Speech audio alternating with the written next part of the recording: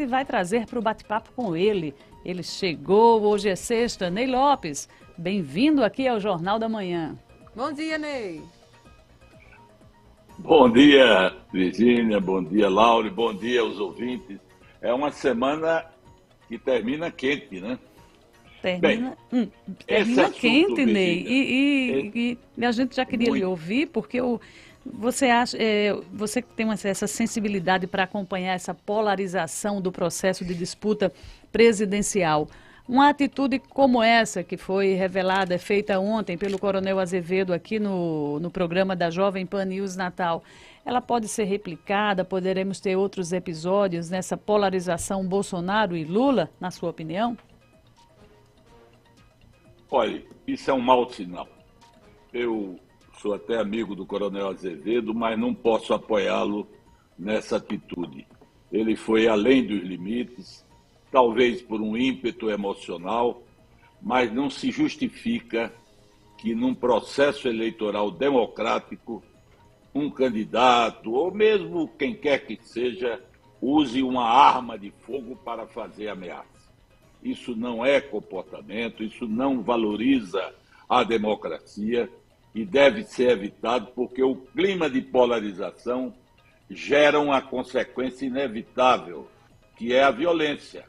E a violência deve ser reprimida. De forma que este episódio que você, Laura e Virgínia, relataram ocorrido aqui na Jovem Pan, eu deploro e não posso apoiar. O ouvinte já dá a opinião. O Bento diz o seguinte: mas o coronel, ele pode ter uma arma. É normal ele ter uma arma por ser um militar. Ele já traz a primeira opinião aqui pra gente. Não, claro, ter uma arma é permitido dentro da legislação. Eu não estou dizendo que não possa ter uma arma. Agora, ameaçar de morte quem quer que seja, não é só Lula, por uma questão de debate político, ideológico, não é uma coisa que contribua com a democracia.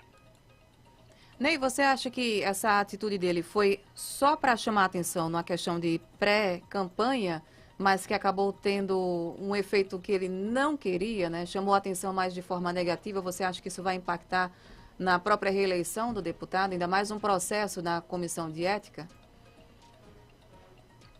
Não, eu não posso avaliar se vai impactar, porque certamente tem pessoas que até apoiam. Eu dei uma opinião pessoal. Agora, eu acho, pelo que eu conheço há muitos anos do Coronel Azevedo, foi um momento emocional. Ele não tem esse estilo na vida prática. E foi um momento, foi emoção, foi esse clima de radicalização que, infelizmente, está se implantando no Brasil. Olha, eu vou lhe contar aqui rapidamente o episódio. Tem uma escola em São Paulo, uma escola americana, que convidou uma líder indígena para fazer, que é do PSOL, candidata a deputada federal pelo PSOL, eu não lembro o nome dela agora, para fazer uma palestra. Essa líder deveria falar sobre questões de gênero, que ela, inclusive, é uma defensora do direito das mulheres. Mas ela deixou tudo isso de lado e só fez atacar o agronegócio, pregou a invasão de terra, pregou que os indígenas é que têm direito a toda a Amazônia, que a propriedade privada deve ser desrespeitada. Aí, quando terminou a exposição dela nessa escola, um aluno pediu a palavra e disse que tinha o direito de discordar, porque democracia não era aquilo que ela tinha dito. Aí um professor, veja bem, um professor, cujo nome também eu não recordo, mas está na internet, tudo isso virilizado, a deputada é a Sônia. Seu aluno e disse... A deputada é a Sônia Guajajara. Uma líder indígena. Exatamente. Então, esse professor dirigiu o seu estudante e disse: cala a boca, eu sou formado em Harvard, você não pode discordar de uma mulher como essa, que é competente, e foi por aí. Humilhou o rapaz publicamente, só porque ele tinha uma opinião. O que é isso? É a intolerância, que é deplorável. É não querer ouvir os contrários. Isso são fatos que nesse início de campanha podem vir ocorrendo, mas a opinião pública tem que reagir no sentido de evitá-los, porque a democracia só se engrandece pela discordância, pelo debate, e não pelo confronto, né? Mas nem muita gente reprova a atitude do coronel, também muita gente está apoiando, realmente está bem clara essa polarização dessa condição que foi apresentada, né, nessa ameaça. Exatamente. Pois é. Eu, aliás, disse isso. Eu, aliás, disse isso, né, Laura, que tem gente que apoia, e é um direito apoiar, eu não vou criticar, porque cada um tem sua opinião. É um direito reservado à cidadania e garantido pela Constituição. Mas eu repito, democracia não é isso, não. Ney Lopes, está chegando aqui para o nosso bate-papo, o jornalista que cobre política aqui no Rio Grande do Norte há muitos anos, é da redação da Tribuna do Norte, o Valdir Julião já está com a gente, porque a gente vai entrar agora nessa pauta política, temos muito o que conversar. Julião participa com a gente e nós terminamos uma semana em que pelo menos tivemos uma definição, aquela esperada, por muitos, né? Ezequiel Ferreira, presidente da Assembleia, não é candidato ao governo do Estado. Mas a oposição ainda sem candidato. Sua análise sobre esse desfecho? Olha, realmente prolongou-se a indefinição do candidato da oposição, mas pelo menos se definiu que Ezequiel optou por não ser candidato e confirmou que o seu aliado Walter Alves deve ser o vice da governadora. Eu acho que isso faz com que a oposição tenha que tomar uma atitude, e ainda há tempo, porque o prazo que terminou não foi de lançamento de candidatura, foi de mudança de partido.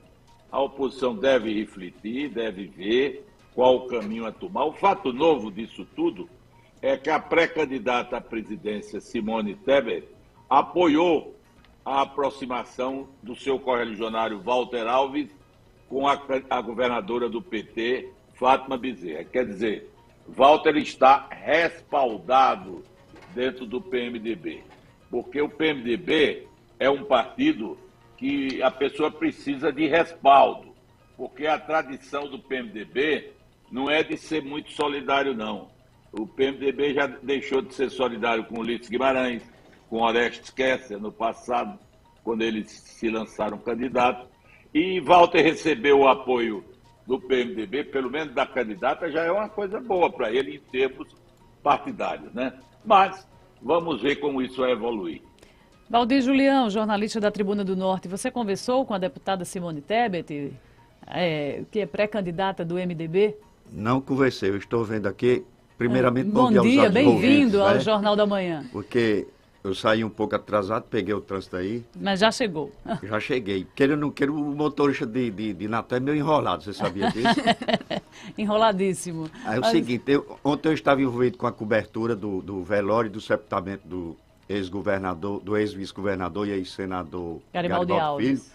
Aí eu só soube ontem, quando cheguei na redação, às 19 horas por aí, dessa movimentação política do MDB, junto com o PSDB em nível nacional. Então, estou vendo aqui agora nas páginas da Tribuna do Norte com mais cuidado. Agora, esse respaldo fortalece aí o nome de Walter Alves, para ser o companheiro de chapa de Fátima Bezerra, na sua opinião? Na minha opinião, fortalece. Pelo seguinte, toda eleição é um contexto diferente. Aí toda eleição tem que agregar. Eleição, só se ganha eleição agregando, não é perdendo. Então, qualquer adesão ou apoio político a qualquer candidato é um handicap importante numa eleição, né? Mas foi floreado, né, o nome de José Agripino, o nome de Felipe Maia, o nome de Fábio Dantas. E se essa oposição se fechar em algum desses nomes, como é que fica esse apoio de Walter Alves do MDB, né, dentro do PT, sendo que a Nacional está junto com a União Brasil, com Cidadania, na minha opinião, Walter já saiu desse bloco da oposição. Vocês concordam ou não? Eu estou vendo nessa campanha o seguinte, a gente não vê os presidentes estaduais dos partidos, nenhum deles tomar a posição oficial. Isso é ruim, eu acho que até para o eleitor, porque quando se fala muito em transparência, a gente não vê isso dos partidos políticos. Claro que na negociação de bastidores não se pode tomar decisões assim apressadas e imediatamente informar a população ou ao eleitor, que é o principal interessado. Mas é uma pergunta difícil de dizer, porque os presidentes estaduais dos partidos não se pronunciam. Ney Lopes. Eu estou há 41 anos fazendo cobertura de esporte, de polícia, de cidade. Ultimamente estou mais aqui na política, mas o dia a dia do jornalista não é fácil.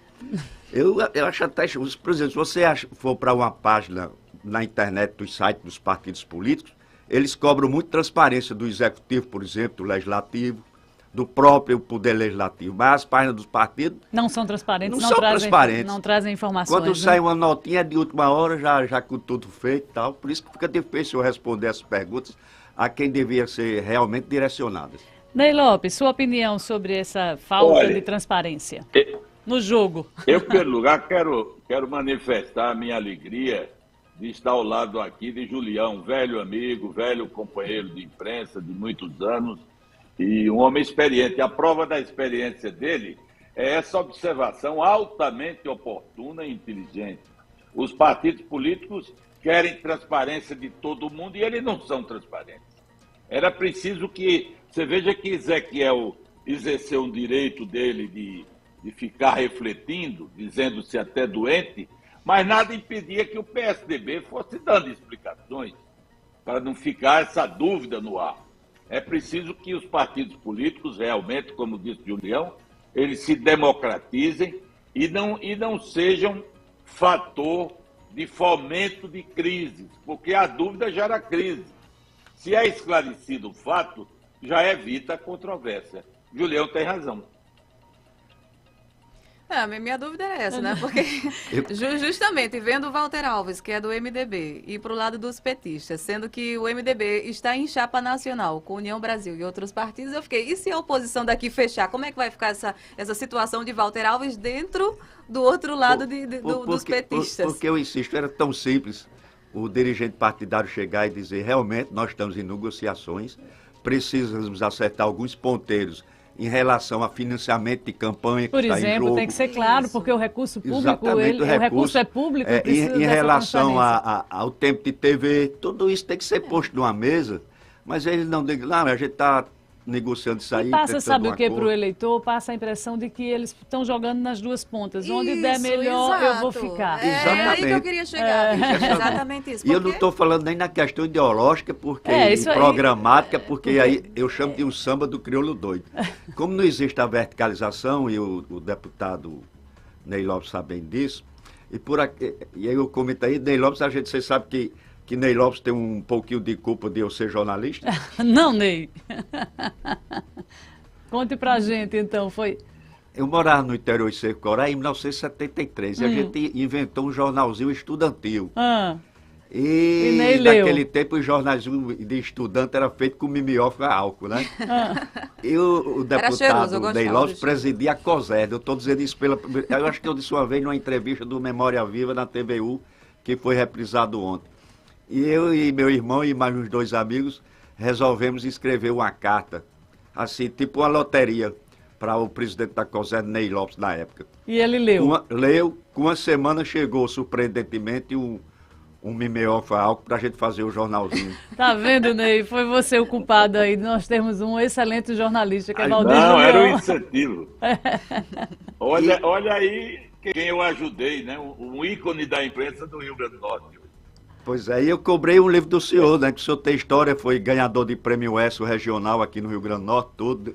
Na época em que a imprensa aqui do Rio Grande do Norte não era tão... Era meio incipiente ainda em relação ao sul do país. E ele já se destacava, Ney, né? Tá vendo Memórias do Jornalismo, da qual o Ney também faz parte e vive essa história, né, Ney? Fazendo o meu papel ao lado de tantos amigos, vocês todos. Agora, como a gente é um pouco mais velho, a história é mais longa, né? Mas é o dever cumprido, graças a Deus.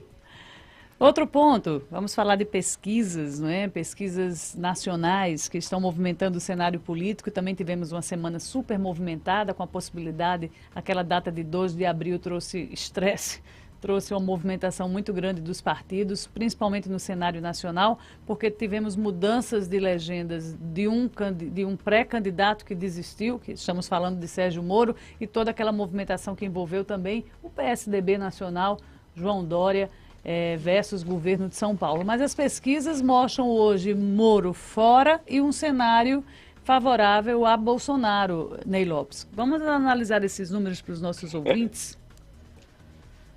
É verdade, é verdade. Essa última pesquisa, saiu ontem até, né? Saíram 2 essa semana. Mostra que o presidente está herdando até agora 25% do espólio eleitoral de Sérgio Moro, né? Que saiu do processo. O Ciro Gomes e Lula atingem apenas 12%. E brancos e nulos dos que votariam em Moro soma 24%. Isso favorece muito o Bolsonaro, porque aumenta a disputa no Sudeste, em que ele tinha alguns números vacilantes e melhora. Ele subiu, o Bolsonaro, de 26% para 30% nesse último levantamento, e Lula manteve-se no patamar de 43%. Então, a gente está notando que os números das pesquisas começam a se alterar e ninguém pode negar que nessa alteração Bolsonaro começa a dar pelo menos um fôlego à sua candidatura. Tanto isso é verdade que o PT se reuniu quarta-feira em São Paulo com sinais de preocupação e fez certas advertências a Lula de que ele estaria atirando no pé. Lula fez 2 abordagens, sobre aborto, sobre classe média. Em todas as 2, eu acho que ele perdeu mais votos do que ganhou. Porque existe tanto tema para falar de economia, desigualdade social, etc. Aí Lula entra no aborto, que cada um tem a sua opinião, mas é um tema muito delicado. Até quem seja a favor, não é a favor de uma maneira total, são uns casos excepcionais. E ele também bateu na classe média, quer dizer, Lula referiu-se à classe média dizendo que a classe média que era culpada porque fazia o que não podia. Ora, parece até que ele está se colocando como anticandidato, porque um candidato, e a sensatez deve dizer, é que a classe média precisa de estímulo, precisa de oportunidade para que os mais pobres se tornem classe média. E não dizer que a classe média faz o que não pode.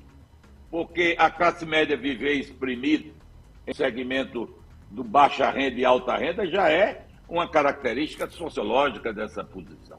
Então, os petistas que têm mais intimidade com Lula já estão dizendo a ele, fale menos e ouça mais. Aliás, é o mesmo conselho que o bolsonarista Bolsonaro também está recebendo, né? É a mesma coisa.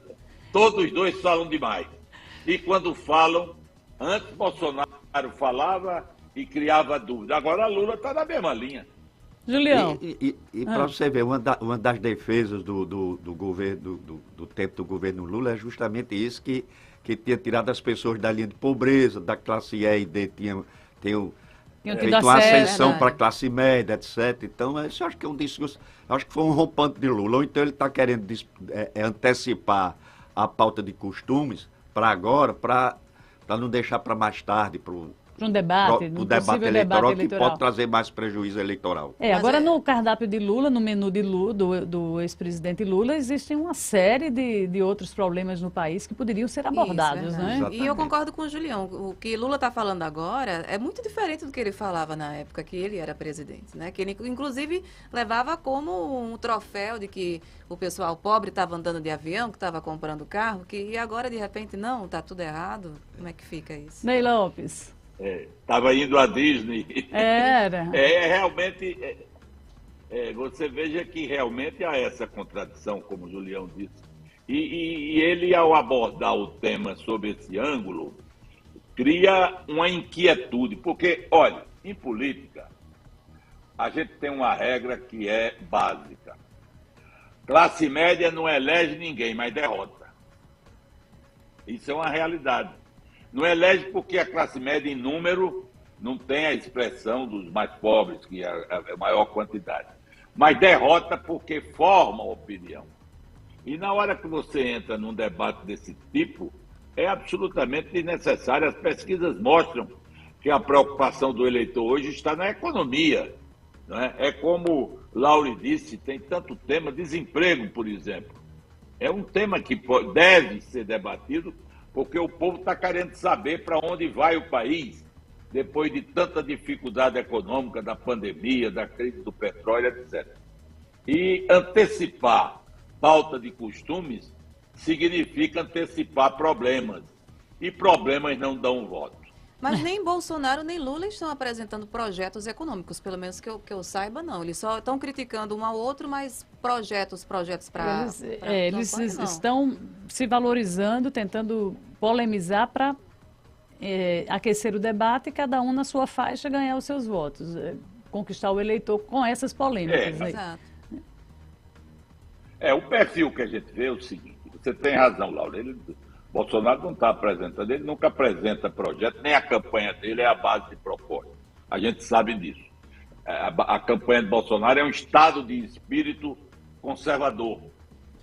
Então ele toma posições conservadoras e até posições com riscos à própria democracia, às vezes, pelo que ele diz, não é pelo que ele faz, pelo que ele diz, que também dão um risco. Aí o que é que ocorre? Lula está alimentando Bolsonaro. Na hora que Lula começa a falar nessas coisas, ele está dando combustível a Bolsonaro. Aí Bolsonaro vai visitar os evangélicos, vai visitar os católicos, se solidariza com a classe média, dentro da pauta que ele sempre teve de defender valores mais tradicionais. Então, eu acho que o equívoco está aí. Ele, a pretexto de assumir posições, Lula termina abastecendo Bolsonaro para que ele possa polemizar e, polemizando, cria situações de dúvida, né? E cada vez mais, Julião, sepultando a chamada terceira via, né? Essa terceira via no país hoje, quando essa polarização ela cresce, a terceira via perde espaço. Eu sou meio asséptico em relação a esse negócio de terceira via. Toda eleição eles inventam um nome novo de marca. Na outra eleição era outsider. Agora é terceira via. O que é que vai ser na próxima eleição em 2026? Calma, sempre aparece algo aí, né, Julião? Eu acho que a questão não é de terceira via. Eu acho que é que os grandes partidos como PMDB e PSDB já não vinham viabilizando candidaturas com potencial eleitoral e político há muito tempo. Você veja que o desempenho de Geraldo Alckmin nas últimas eleições foi pífio.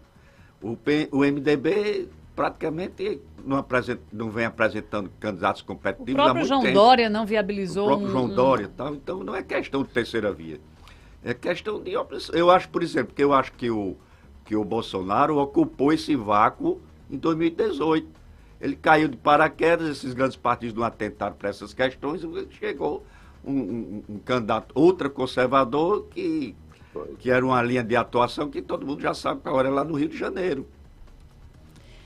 O ouvinte dá opinião, o Alberto do Cajueiro, diz o seguinte aqui no nosso canal do YouTube: prefiro o Bolsonaro falando só a verdade do que Lula falando só mentiras, né? O país com Lula vai para a Venezuela, Ney Lopes. Opinião aqui do Alberto do Cajueiro, falando para você.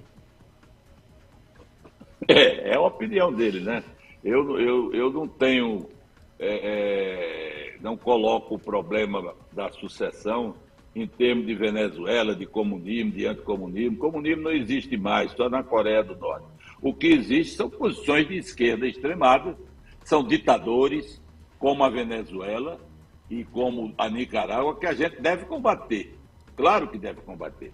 E quando o ouvinte diz que o país vai para a Venezuela, de certa forma, Lula ajuda, porque um dia desse elogiou Maduro, disse que havia democracia demais na Venezuela. Isso não é verdade. Isso não é verdade. Agora, levar o país para a Venezuela, ele não leva. Sabe por quê? Mesmo ganhando, porque o Brasil não quer. O Brasil é pacífico. O Brasil resiste. O Brasil vai às ruas. O Brasil jamais será comunista. E o Brasil terá, até porque hoje a luta política se envolve mais em temas de reduzir a desigualdade social e promover o desenvolvimento do que de ideologias. Agora, sobre a terceira via, eu concordo com a opinião de Julião. A gente vê o seguinte, Moro começou com esse propósito, mas Moro é um neófito no jogo eleitoral.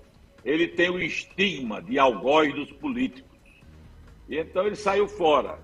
Ciro Gomes é um homem muito inteligente, mas não ajuda. Ele rejeita concessões programáticas e também tem, Virgínia, a língua solta. Esse negócio da língua é um negócio danado, né? A língua solta. Lembra que você falava da CPI da boca? A CPI da boca. O deputado Lula já está com a língua solta. Bolsonaro tem língua solta. E Ciro Gomes não controla a língua. Não controla a língua. Quer dizer que se tivesse um que fosse um pouco controlado, eu acho que estava dentro dessa terceira via, Vamos né? contratar um terapeuta para os três. Daria, mas não tem, infelizmente. Você tem. O Dória não decola, eu acho. O Eduardo Leite. Vou fazer crítica, mas não decola.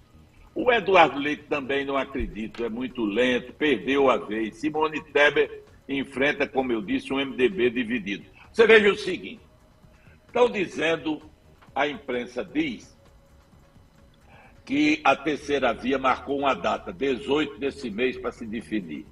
Não é verdade, eu tive uma informação ontem de um amigo meu, jornalista de Brasília, que falou com pessoas que estão dentro do processo sucessório, que me disse que o que a cúpula dos partidos está combinando é qualquer definição de uma possível terceira via só entre 20 de julho e 5 de agosto. Porque eles querem levar o assunto até o prazo das convenções, né? Agora, o que é que eles estão esperando? Estão lançando nomes, que agora no dia 18 pode até lançar, para ver se alguém dispara na preferência popular.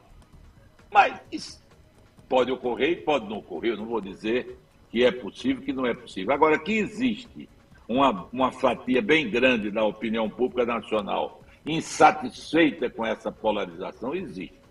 Agora, para onde vai esse voto, só o futuro dirá. É exatamente o que eu queria saber de Virgínia, Julião e Ney Lopes, os três juntos lá aqui, vem Laura, os três analistas. Porque digamos que existam os ateus políticos, né? Que nem tem fé na esquerda, nem tem fé na direita. Aí Ney Lopes começou a falar agora, né? Para onde é que vai esse eleitorado? Porque nem a maioria aí não está feliz com essa polarização, mas se até outubro continuar essa polarização, esses ateus políticos sem fé, vai para onde? Mas o que eu acho interessante do Brasil é isso. Por exemplo, nós somos um país altamente miscigenado, né? E mesmo assim, na eleição, o perfil do eleitor brasileiro é altamente estratificado. Eu acho imprevisível. E essa questão de direita e esquerda, ou outra direita, outra... O grosso do eleitorado brasileiro não está nem aí para essas questões.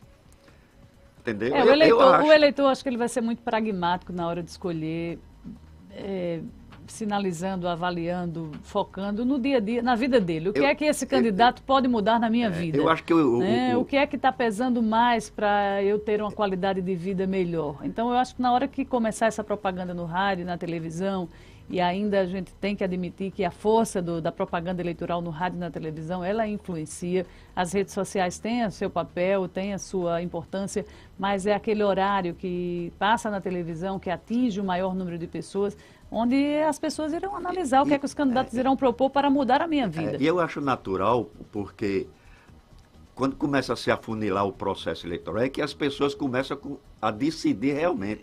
A eleição não é hoje, claro, eu sou diferente. Termino a eleição hoje, eu já tenho meu candidato daqui a 4 anos, porque e tem uma coisa, uma eleição eu voto de um jeito, de outra eleição eu voto do outro. E é assim, eu acho que o eleitor brasileiro é desse jeito então, também. O trabalho do marqueteiro vai Agora, ser a ideologia importante. do eleitor brasileiro mesmo é a barriga, o preço da gasolina, o preço da carne. Isso aí que muda a vida dele, dele, Isso é que ele né? fala. Essa é a ideologia da maioria do brasileiro. Ney. Olha, Virgínia, você trabalhou muito tempo com Agnello, aqui na rádio, analisando. Agnello dizia uma coisa que eu acho certíssima. Ele dizia que há uma diferença entre momento político e momento eleitoral. A gente ainda está no momento político. Momento eleitoral é 30 dias antes da eleição. Aí é que a pessoa começa a pensar em eleição, a se definir. E virão as influências do horário eleitoral, das redes sociais, etc. Então, eu acho que se a gente fizer uma análise até hoje sociopolítica do eleitorado brasileiro é um eleitorado de centro, com tendência conservadora. Essa que é a verdade. O perfil do eleitorado brasileiro. Agora, para onde vai esse eleitorado se for levado a optar entre dois extremos, como Lula e Bolsonaro? A gente só pode dizer quando começar o momento eleitoral, como dizia Agnes. Pois é, eleição é isso aí que Ney está trazendo, né? Por enquanto, interessa muito mais a nós, enquanto comunicadores, enquanto jornalistas, do que a grande fatia do eleitorado que ainda aguarda aí essas definições quando ele vai ligar a televisão, vai olhar as redes sociais para tomar sua posição. Eleição só não acaba nos acréscimos porque não tem acréscimo igual os Se tivesse, ainda passava mais um pouco. Às vezes tem o terceiro tempo, né? Que mais na justiça eleitoral. Que quem ganha, às vezes, não às leva. Vezes o cara recorre, né? No resultado. Ney, então, pelas suas colocações, ainda temos tempo aí também para tirar um pouco dessa ansiedade de que a oposição aqui no Rio Grande do Norte não tem ainda um candidato. Ainda tem tempo aí para que esse nome apareça, né? Eu acho. É claro que o bom era que já tivesse, ninguém nega isso. Mas também não é uma catástrofe, não. Se eles souberem... Agora, o importante, Virginia, é que surja, até para recuperar o tempo perdido, né? Que surja uma candidatura respaldada em propostas, respondendo à ansiedade do eleitor.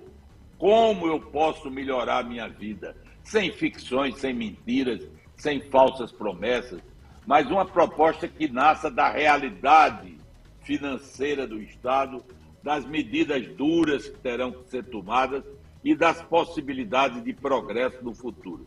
Se a oposição trouxer a debate um modelo administrativo e político para debater com a governadora Fátima Bezerra, naturalmente haverá um interesse da opinião pública em acompanhar.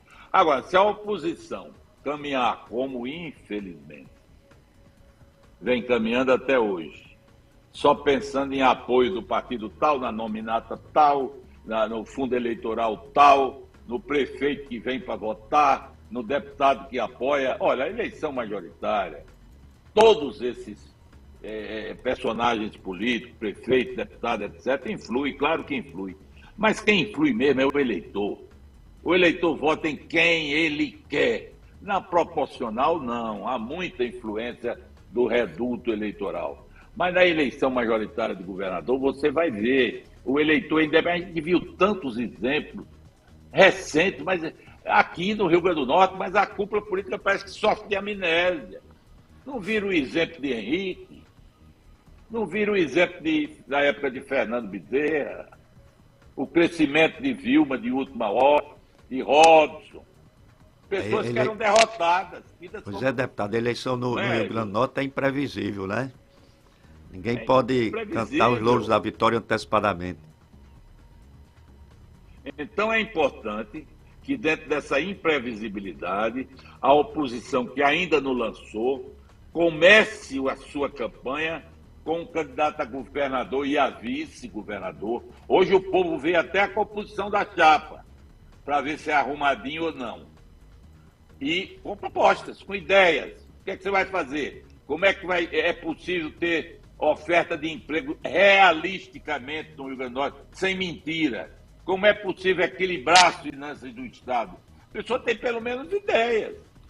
Isso é que fazer uma pergunta, senhor. A governadora tem a tese dela, a oposição precisa trazer as propostas concretas. Julião. Deputado, eu queria fazer uma pergunta ao senhor. O senhor falou em medidas duras. Quais seriam essas medidas duras, por exemplo? Porque, por exemplo, através dos tempos, desde Fernando Henrique Cardoso, que a gente vem falando em reforma administrativa, teve algumas coisas, teve um tempo no governo de Garibaldi Filho que se fez algumas coisas e acabou com aquela incorporação dos quintos, etc., com algumas vantagens. Teve a própria privatização da companhia, teve a privatização da Coserne, né? Quais são essas medidas duras que o senhor acha que ainda falta aqui no Estado? Primeiro, Julião, não pense que eu sou contra que medida dura significa perseguir e demitir servidor público. Eu não concordo com isso. Até porque eu sou servidor. No Brasil, quando fala em reduzir gasto público, a primeira pessoa que se lembra é do servidor público. Claro que tem que haver uma reciclagem, um aperfeiçoamento da máquina pública, mas não é demitindo o servidor público só que se vai resolver o problema do Rio Grande do Norte. Concretamente, eu diria a você o seguinte. Primeiro, duodécimo. Na época de Vilma, ela garantiu duodécimo, que são transferências obrigatórias de dinheiro para os poderes constitucionais, o que é legítimo, e até para outros setores, Ministério Público, Advocacia Pública, etc. É preciso sentar na mesa e disciplinar esses duodécimos. De que forma? Não pode ser os valores atuais. Não pode ser os valores atuais. Diminuindo o percentual? Tem que haver uma redução. O percentual, os valores, pelo menos gradativamente. Porque se você fizer um levantamento das finanças do Estado, você vê que quando o Estado paga duodécimo e paga pessoal, não sobra nada para investimento. Ney, muitas vezes esse duodécimo... sacrifícios. Pois é, e pegando esse gancho, esses recursos quando chegam para os poderes, né, esses repasses constitucionais que tem um percentual fixo cada mês, há sobras e essas sobras não voltam para os cofres públicos que poderiam ser distribuídos para os outros setores. Muitas vezes são gastos, o dinheiro é gasto dentro da casa de uma forma interna. Isso não pode acontecer. E às vezes quando está... Você veja o seguinte, a Assembleia anuncia, eu posso estar enganado, mas anunciou que faria uma sede própria com a economia que fez dos duodécimos. Enquanto isso, o funcionalismo está atrasado. Ney, aproveitando o tema... Pode acontecer. Eu não estou contra a Assembleia, nem... Aproveitando o tema, Ney, que chegou uma pergunta aqui do ouvinte, que o nosso tempo já está estourando, mas já que você pegou nesse ponto aí, vamos aproveitar aqui a pergunta do Eduardo Fidelis. Ele colocou aqui, ó, bom dia. Gostaria de saber de Ney sobre o piso nacional dos professores, né? Essa questão do funcionalismo. E que fizesse uma relação sobre a lei de responsabilidade fiscal nos limites orçamentários dos municípios. E aí coloque também a questão do duodécimo nessa sua análise, Isso. né? O piso nacional é a lei federal. E há repasse até de recursos federais para pagar. Portanto, aí é uma coisa inegociável, a não ser se houvesse uma negociação federal, que não é o caso, não é competência de governador. Agora, duodécimos, você poder sentar numa mesa e fazer um enxugamento, eu não digo nem definitivo, mas pelo menos temporário, porque você não tira o Rio Grande do Norte do atoleiro financeiro se não houver uma divisão de sacrifício. Quer ver outra área que precisa ter uma revisão? Incentivo fiscal. Eu sou a favor do incentivo fiscal. Mas o incentivo fiscal, primeiro, eu sou a favor que quem receber preste contas. Eu não acho, incentivo fiscal é dinheiro público. Eu não acho que a pessoa receba um incentivo e fique a seu critério a aplicação.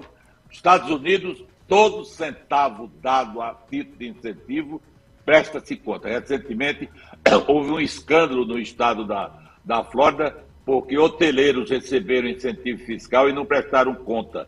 Terminaram alguns na cadeia. Isso na pátria da democracia. Então é preciso ver esse aspecto. Já que o senhor falou em incentivo fiscal, a governadora, uma das plataformas do governo atual, é a reforma do PROEB. O senhor prestou atenção nessas mudanças direitinho? O que é que o senhor tem a dizer? Porque e se trouxe alguma vantagem para o Estado, né? Para a economia? Realmente, agora, nem tem 30 segundos, porque o jornal exatamente, já está... Como era uma coisa e agora é outra coisa, né? Ela começou, mas tem muita coisa a ser feita. E eu não vou adiantar nada, porque uma palavra minha pode ser mal entendida. Fique claro, eu não sou contra incentivo, eu sou a favor, mas tem que ser disciplinado. Ney, rever duodécimo, eu vou dizer uma palavrinha, três palavrinhas, duvido, Eudó, que se modifique duodécimo nesse estado. Mas muito tem que difícil, enfrentar. Né? Mas tem que enfrentar, senão enfrentar. Não tem solução. Pois é, mas chegamos... Então é melhor deixar como está e esperar o dinheiro... Aí não é mudança, tem que enfrentar. Poderia ser repassado diante das necessidades de cada poder. Qual é a necessidade desse poder? Tanto, claro, se repassa tanto, claro. E não um percentual aleatório. Porque muitos dizem é um direito constitucional. deve ser respeitado. Agora, o valor não é condicional. O valor tem que ser calculado em função da disponibilidade financeira do Estado. Ney, O papo foi bom, mas foi chegamos bom. ao final. Nosso tempo aqui já passou do estouro. Muita gente interagindo com a gente, o Marcos Bulhões, o Verdade. Nunes Silva, o Caco Online, o Alberto do Cajueiro, o Emerson Alencar, o Bento Egídio, o pessoal saudando o Julião. Concordando ou discordando, Virginia? Olha, muita gente... Concordando ou discordando? Concordando, viu, Ney? Tem muita opinião concordando, inclusive aqui essa última, graças a Deus, não na Assembleia tivemos Reinaldo de Álvaro, de Robson, de Ricardo, de Ezequiel, a turma mandando mensagem aí, relembrando algumas passagens de presidentes pela casa, porque a Assembleia Legislativa, Tribunal de Justiça, Tribunal de Contas, são os poderes que recebem, não é, Julião? Esse repasse que a gente discutiu aqui no E final. devem receber, do e devem duodécimo. receber. Ok, Até sobre Julião Devem também. receber, Julião cirúrgico mas- nas palavras. Mas dentro de limites. exatamente, É Ney. verdade. A gente continua sexta que vem. Julião, você já está convocado, viu? eu Não é estou- nem convidado, é convocado. Eu estou só aprendendo com vocês, porque a gente que trabalha em jornal impresso, principalmente, que a minha casa é o jornal impresso, a gente tem o dia todo para trabalhar, né? Aqui a gente só tem uma horinha para conversar. E o rádio é rápido demais. É verdade. Ney, as últimas considerações de hoje. De hoje. Olha, muito obrigado à presença de Julião, que volta sempre, e a vocês também, que ajudam muito com as intervenções. Eu queria só registrar no final o profundo pesar pela morte de 3 cidadãos. Primeiro, o senador Garibaldi Alves, um homem cordato, um homem que sempre contribuía para a paz. Canindé Queiroz, jornalista moçoroense, meu colega, fizemos política estudantil, um homem polêmico, mas um jornalista de profundo senso profissional. E o doutor Meroveu Pacheco Dantas, um advogado capacitado, um homem que militou no Fórum de Natal e que deixou marcas de bom trabalho. A todos eu desejo que sejam recebidos na eternidade. Ao ouvinte e a vocês, um bom final de semana. Bom Muito dia. obrigada, Muito obrigada, Ney. Ney. Muito Bom final obrigada. de semana. Muito obrigada, Julião. Foi um prazer ter você aqui conosco também. E agora